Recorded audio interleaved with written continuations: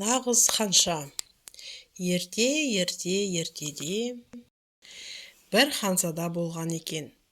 Оның қайтсем де ханшаға үйленем деген асыл арманы бар көрінеді. Тек нағыз ханшаға. Міне, сол себепті дүниенің төрт бұрышын түгел кезіп шығады.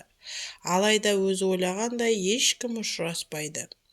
Ханша дегендерің толып жатыр, бірақ нағыз ханша ма екен солар? Осы арасын біле ала ма? Ол арып-ашып еліне оралады. Нағыз ханша қолға ұстатпас асылдай ынтықтыра түседі.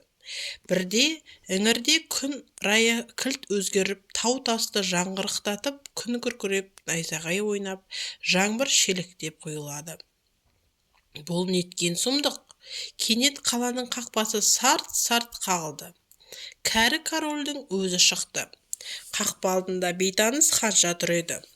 Құдайым-ау, оның сиқы не боп кеткен?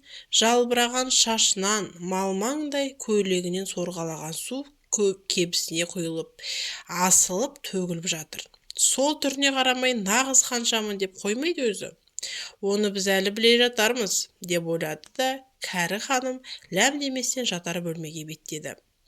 Барған бойда бар төсеніштер мен көрпе-жастықтарды алып тастап, төсектің тақтайын жалаңаштап, оған бір түйір бұршақ дәнін қойып, онысының үстіне қабаттап 20 көрпе, 20 құс төсек салды. Осы салынған төсекке ханшаны жатқызды. Ертесіне одан қалай ұйықтап тұрдың деп сұрады. Айта көрмеңіз, өте нашар, деп ханша безек қақты. Тіпті көз ілмедім десе де болар. Бұл не қылған төсек бір екенін бір Құдайдың өзі білсін. Әйтеуір бір қатты заттың үстінде жатып шықтым. Өне бойым көк-көмек болып қалған шығар. Қырсық деп осыны айтты.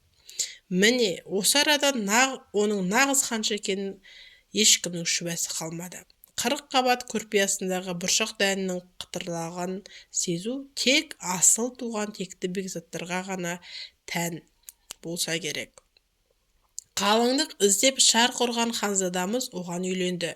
Енді ол өзінің нағыз ханшаға үйленгеніне сенімді.